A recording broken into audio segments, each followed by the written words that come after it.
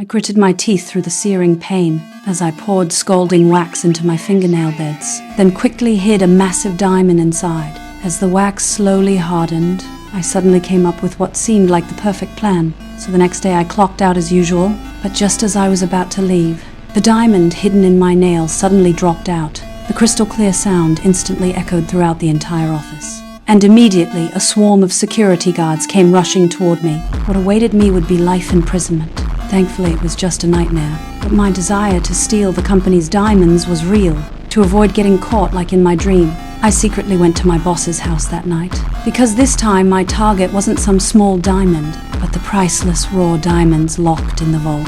To figure out the vault's combination, I quickly slipped a handkerchief over my hand to avoid leaving fingerprints while searching for the code. But just as I was ransacking the place looking for the combination, I suddenly heard footsteps outside the door, so I quickly hid upstairs. However, I made an unexpected discovery. I watched as the boss opened a hidden compartment in the bookcase, and inside was actually the very safe I was looking for. The boss had no idea that everything was being watched crystal clear. After the boss took what he needed and left, I quickly opened the safe from memory, successfully finding the vault's combination inside. But just when I thought I was about to strike it rich, the company suddenly installed 10 security cameras the next day, and one of those cameras was pointing directly at the vault entrance. This instantly made me furious. I was determined to make the boss pay dearly, because I discovered a flaw in the camera system. Although the company had installed 10 cameras, they only had 5 monitors. This meant the surveillance would automatically switch feeds every minute, giving me a 1-minute window to enter the vault.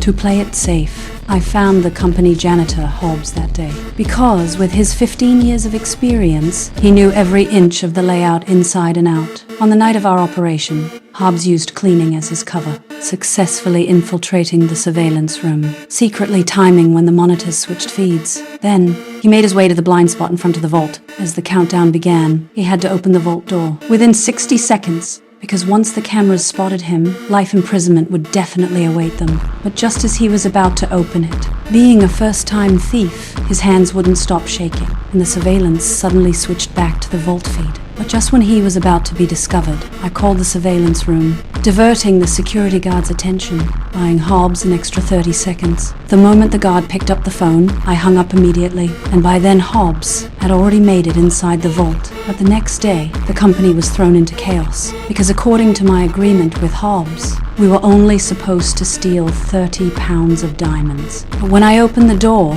I was completely stunned by what I saw. The entire 6 tons of diamonds inside had completely vanished overnight. I never expected Hobbs to be so greedy.